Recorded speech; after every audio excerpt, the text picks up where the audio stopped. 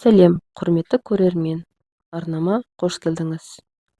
Бүгінгі хикая «Жүрекке жазылған жол» атты хикая сіздің көңіліңізден шығады, өмірге деген көзқарасыңызды өзгертеді деген ойдамын. Түнгі хикаялар арнасына кірсеңіз, міндетті түрде подписация басып, тіркеліп алуды ұмытпаңыздар. Алдағы уақытта әр түрлі тақырыптағы хикаялар жазылатын болады. Ал ендеше өзіміздің хикаямызды бастайық. Жүрекке жазылған жол. Бөлмеден ытқып шыққан Сәбиттің көзі бақырайып кетіпті. Жүгіріп анасына барды. Анашым, Сымбат қайда кетті? Таңырқап тұрған анасы: қайдасы несі? Бөлмеде еді ғой жаңа. Білмеймін, жоқ, сыртқа шықты ма екен әлде? Қазір көріп келейінші деп алып ұшып далаға шықты. Ары-бері Сымбат, Сымбат деп айғайлады. Онысынан түк шықпады. Бұл қайда кетуі мүмкін? Түн жарымы болды деп Сәбит уайымдап қайта ішке кірді. Шу болып отырған жолдастары: Сымбат қайда? Шақырсаңшы осында, құрдастарымен аралассын дейді. Қазір келеді, қазір деп ымдап бір досын сыртқа шақырды. Не боп қалды дегендей Ербол артынан шықты. Не болды достым? Сымбат жоқ. Жоғы қалай? Білмеймін, әйтеуір жоқ. Ешкімге білдірмей көріп келші, мен ішке кірейін. Құрдастардан да ұят болды. Оның жоқтығын білдірмей отырайын деді. Бұл қалай болды өзі? Айыбын жіберіп жатқанда жоқ болғаны қызық болды. Артынан қуғыншы келіп тұрса, не айтамыз? Білмеймін, бірдеңе қыламыз. Бар енді, уақытты жоғалтпа. Жарайды деп Ербол кетеді. Ерболды жіберген Сәбит дым болмағанда ішке кіріп отырды. Ойынның бәрі қызда. Масқарам шықтау, ешкім білмесе болар еді, ертерек табылса екен деп отыр. Ербол сырттың бүкіл жерін іздеп, енді көшеге шықты. Біраз жерге барып, таппаған соң үйге келе жатқаны сол, қараңғыда бір қимылды байқап қалды. Сымбат шығар деп қасына жақындағаны сол, жүгіріп қаша жөнелді. Расында Сымбат екен. Ербол артынан қуып келеді. Сымбат та жеткізер емес. Ұстап алдау әйтеуір. Сымбат, не болды саған? Қашқаның не? Неге шығып кеттің? Сәбит күтіп отыр ғой сені. Күте берсін. Соған біреу мені алып қаш деді ме? Мен тұрмысқа шығамын деп келіспедім. Онда неге жүрдің? Шаруаң не? Мен әлі жаспын. Бұлай алып қашқаны дұрыс емес. Мен Сәбитті ұнатпаймын. Мені апарып таста, Ербол. Ештеңе етпейді, ұнатып кетесің. Танымайтын біреу емес. Сәбиттің сені қалай жақсы көретінін білесің. Бұдан артығын таппайсың деді. Жоқ, мен бармаймын деп қасарысып тұрып алды. Ербол Сымбатты тыңдаған жоқ. Білегінен сүйрегендей үйге сүйреді. Сәбит өте қарапайым жігіт. Кішкентайынан әке-шешесінің таяғын жеп өскен бала. Бала құсап ешқашан ойнамайтын. Отбасында 2 қыз, 3 бала. Ешқайсысы балалық шақтың не екенін білмей өсті. Азаннан көз ашқаннан жұмыс, кешке көзі ұйқыға кеткенше жұмыс. Достарымен бір ойнағанды білмейді. Тек әке-шешесі қыдырып кеткенде ғана көшеге бір қарап қоятын. Осылай әке-шешесінің қатал қадағалауында өскен Сәбит сөзге де шорқақ болып өсті. Бірақ жастайынан еңбекке пісіп өскен бала еш ерінбей еңбекқор болды. Мектепті бітіріп оқуға да түспеді. Өздерінің жүк көлігі бар еді, сонымен тыңбай жұмыс жасайтын. Ақшаны да жақсы табатын. Солай жүріп, досы арқылы Сымбатпен танысты. Сымбат Ерболдың жүретін қызының құрбысы. Өзі адам менсінбейтін қыз еді. Сәбитті түріне, одан қатқан қолына қарап еш жақтыра қоймады. Бірақ құрбысынан Сәбиттің оқымаса да жақсы ақша табатынын естіп, жылы сөйлеп жүр.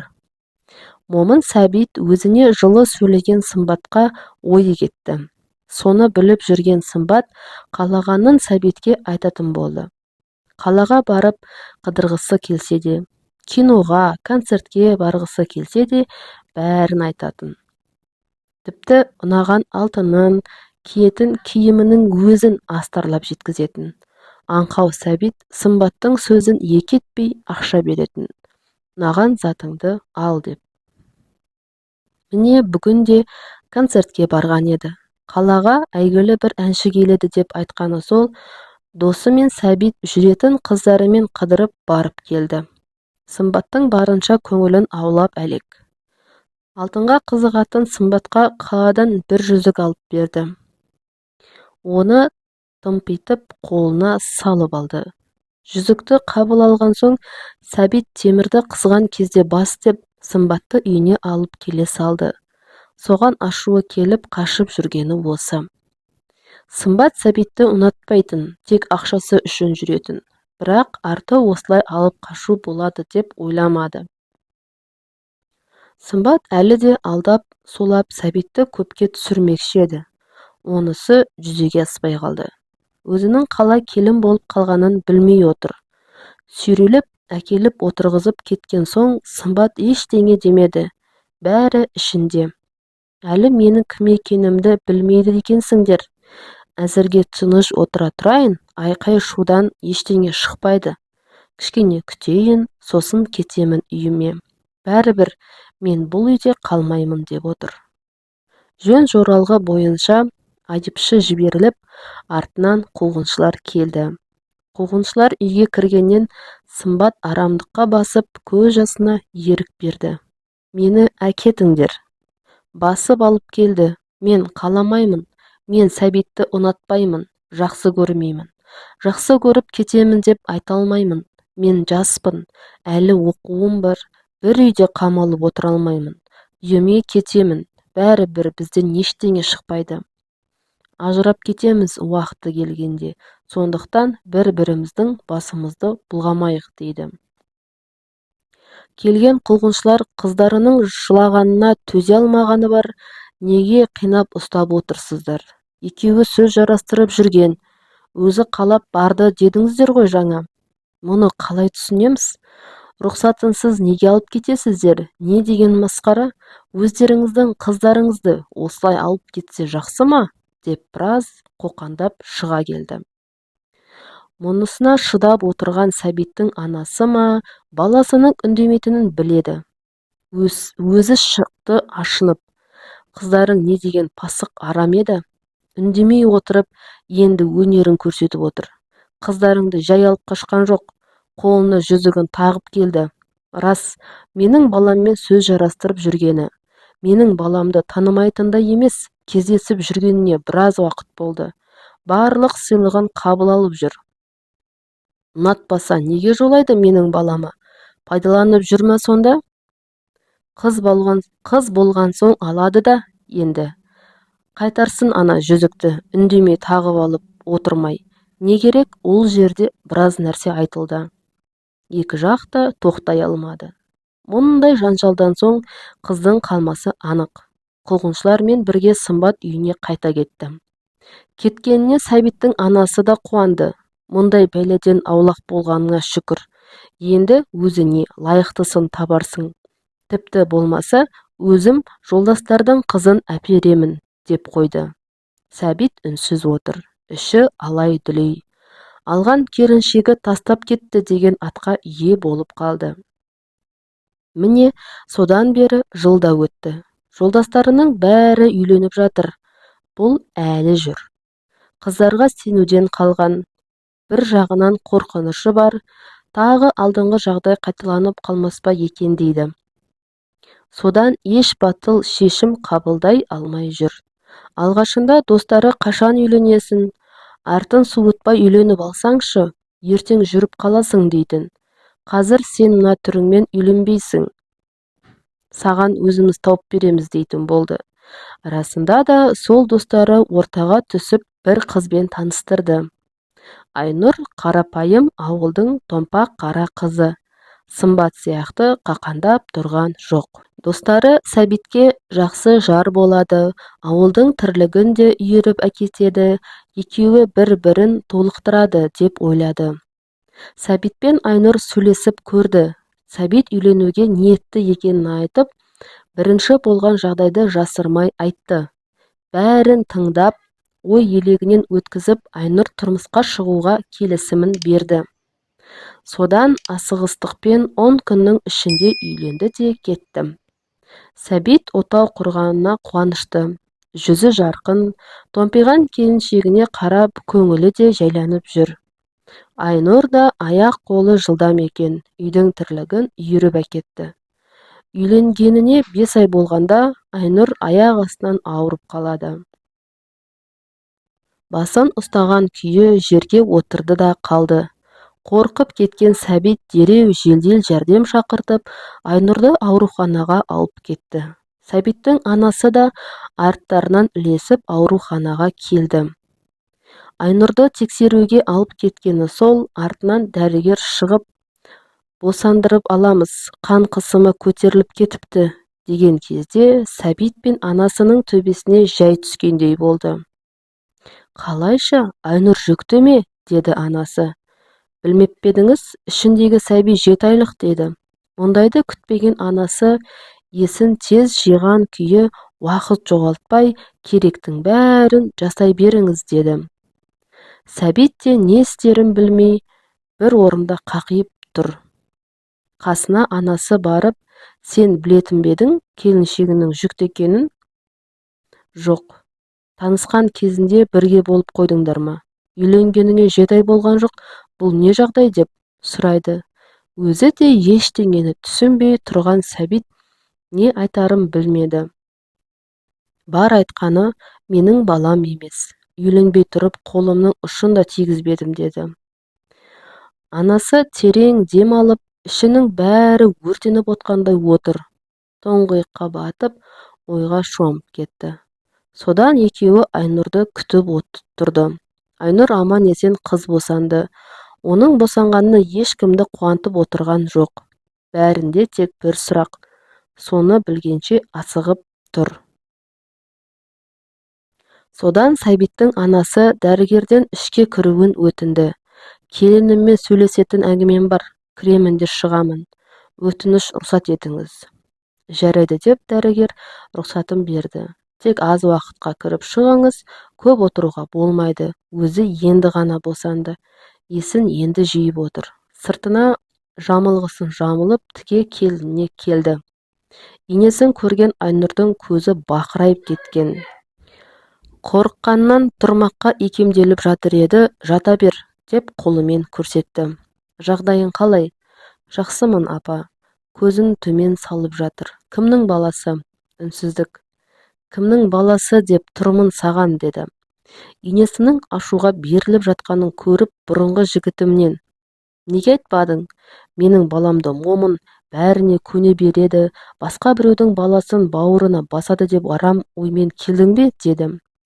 Жоқ, апа. Сәбитпен кездескенде мен өзінің жүкті екенімді білмедім. Бір жігітпен кездесіп жүредім. Ішіп алып, қарсылығыма қарамай арам ойын іске асырдым. Содан кейін енді менен басқа ешкімге керек емеспін. Сондықтан менің айтқаныммен жүресің, деді.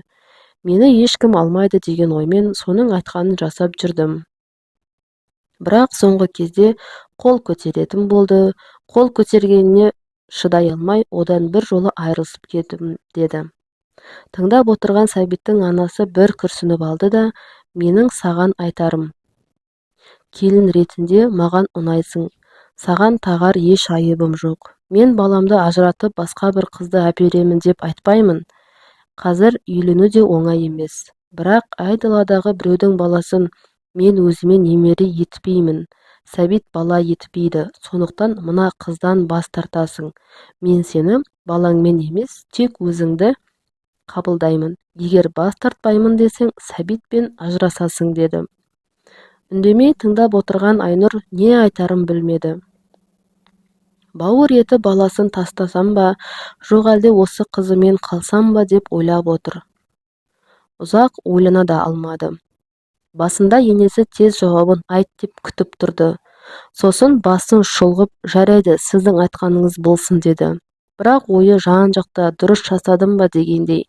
Не де болса пешенемдегі көрермін, дұрысы осы болар деп өзін өзі басты. Кішкене өз-өзіне келіп алған соң, қиналса да қызына қарамауға тырысып, туған қызынан бас тартамын деп қолхат жазып, ауруханаға қалдырып үйіне шықты. Айнұрға ауыр тигені сонша, жаны сонда қалып, жай құр сүлдерін сүйретіп келе жатқандай болды. Сәбит босанғаны жөнінде ештеңе демеді. Анасы бәрін түсіндіріп айтқан болуы керек. Жұмған ауыздарын ашпады, бұрынғыдай жүре берді. Басында іші алай-дүлей болып оймен арпалысып жүрді. Бекер тастадым ба деп ойының бәрі сол болды. Артынан өз-өзін жұбатып, болар іс болды, енді бәрі кеш. Осы өмірді таңдадым, енді алдағы өмірімді ойлайын деп жүрді. Қу тіршіліктің соңында жүріп, қалай уақыт өтіп жатқанын байқамады. 4-5 айдан кейін өзінің көтергенін білді. 9 айға жеткізіп ұл босанды.